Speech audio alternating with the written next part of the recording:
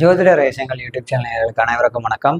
நம்ம இப்போ பார்க்கக்கூடியது என்னன்னு பார்த்தீங்கன்னா, மருத்துவ ஜோதிடத்தில் வந்து பார்த்தீங்கன்னா, ஒவ்வொரு கிரகத்துக்கும் இப்போ சூரியனால் ஒரு நோய் வந்தால் ஒருத்தருக்கு என்ன நோய் வரும், சந்திரனால் என்ன நோய் வரும்னு பார்த்துருக்கோம். அந்த வரிசையில் இன்னைக்கு சந்திரன்.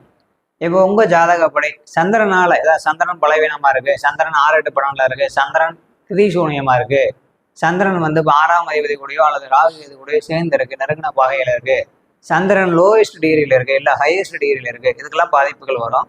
அதே மாதிரி சந்திரனுடைய திசா புத்தி அந்தரங்கள் இந்த மாதிரி வந்து உங்களுக்கு சந்திரன் சம்மந்தப்பட்ட ஏதாவது திசா புத்தி அந்தரங்கள் வந்ததுன்னா உங்களுக்கான அந்த சந்திரன் சம்மந்தப்பட்ட நோய் வந்து வருது அப்படின்னா அதுக்கான தான தர்மங்கள் கோயில் வழிபாடுகளை பற்றி பார்க்கலாம்.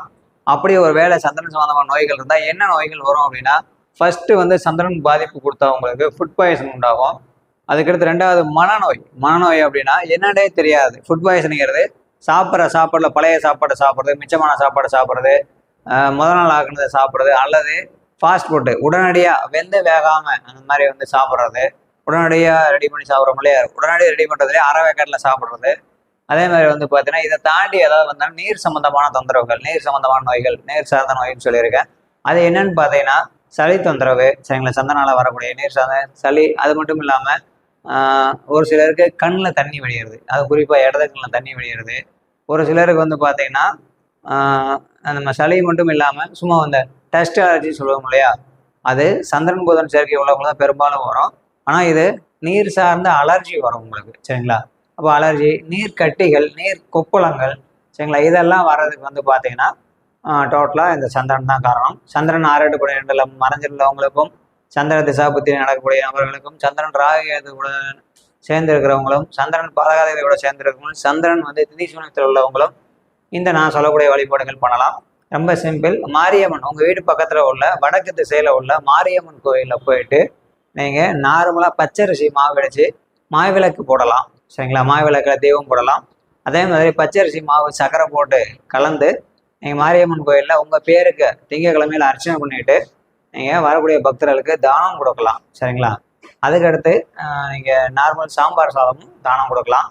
வெள்ளை கலர் நல்ல சுத்தமான ஒயிட் கலர் பட்டுடு உடுத்தி மாரியம்மனுக்கு திங்கக்கிழமை உங்கள் பேருக்கு அர்ச்சனை பண்ணிக்கலாம்.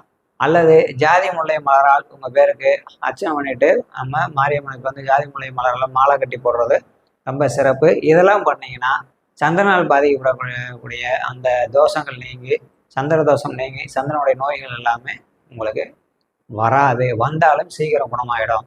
இதுபோக சந்திரனுக்கு வந்து பார்த்தீங்கன்னா பச்சரிசி இருக்கு இல்லைங்களா, அந்த பச்சரிசியை வந்து உங்கள் தலையை ரிவர்ஸில் 10 முறை இப்படி சுற்றி அதை வந்து காலையில் ஒரு அதிகாலையில் செய்யலாம். சுற்றிட்டு ஓடுற தண்ணியில் நீங்கள் போட்டுறது ரொம்ப நல்லது, சரிங்களா. அதிகாலையில் விடியும் முள்ளே 5 to 6 அந்த மாதிரி 6 to அதிகபட்சம் 5 மணிலேருந்து ஒரு 6:30 அந்த ரேஞ்சுக்குள்ளே பண்ணிக்கணும்.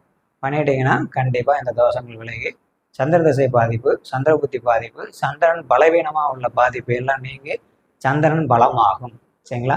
மீண்டும் ஏதேனும் சந்தேகம் இருந்ததுன்னா ஸ்க்ரீனில் நம்பர் கால் பண்ணுங்கள். மருத்துவ ஜோதிடம் ஒரு அற்புதமான வகுப்பு இந்த வாரம் வரக்கூடிய ஆகஸ்ட் 9ஆம் தேதி எடுக்கிறேன். கலந்துக்கணும் விருப்பம் உள்ளவங்க ஸ்க்ரீனில் நம்பருக்கு வாட்ஸ்அப்பில் உங்கள் பேரை பதிவு பண்ணுங்கள். நன்றி, வணக்கம்.